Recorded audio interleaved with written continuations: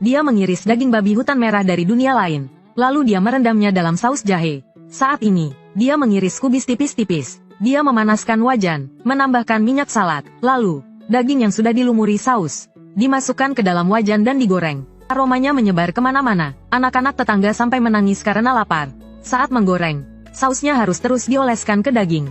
Setelah sausnya mengental, daging babi hutan merah saus jahe pun siap. Semua orang menikmatinya dengan lahap. Bahkan orang yang biasanya tidak suka babi hutan merah memberikan pujian. Namun, saat semua orang sedang asyik makan, sesuatu muncul di belakang sang protagonis. Semua orang ketakutan sampai tidak bisa bicara. Protagonis menoleh. Itu adalah Fenrir yang legendaris. Dia meminta daging kepada sang protagonis. Tidak ada yang berani menolak. Protagonis mengambil sepiring daging. Fenrir melahapnya dalam sekali suap. Itu bahkan tidak cukup untuk mengganjal perutnya. Protagonis segera memasak lagi. Setelah selesai, Fenrir menghabiskannya lagi dalam sekali suap. Begitulah, satu orang memasak, satu serigala makan. Setelah 2,5 jam, Fenrir akhirnya kenyang. Fenrir yang kenyang tidak menyerang. Malah, dia ingin membuat kontrak familiar dengan protagonis. Awalnya, protagonis takut dan tidak mau. Tapi melihat ekspresi Fenrir yang mengancam, dan rekan-rekannya yang ketakutan, dia setuju. Jadi, dia membuat kontrak familiar dengan Fenrir. Dia menjadi tuan dari salah satu monster terkuat di dunia lain. Fenrir sangat senang. Ini berarti protagonis bertanggung jawab atas makannya 3 kali sehari. Tuannya dipaksa menjadi koki pribadi. Sebagai familiar, dia butuh nama.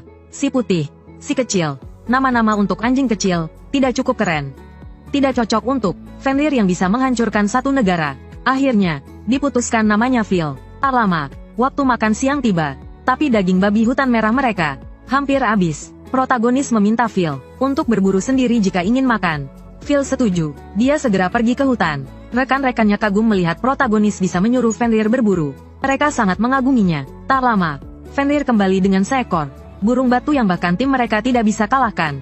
Karena ini burung, dia akan memasaknya seperti ayam. Dengan saus teriyaki, digoreng kedua sisinya hingga kecoklatan. Membuang minyak berlebih, direbus dengan saus agar meresap ke dalam daging.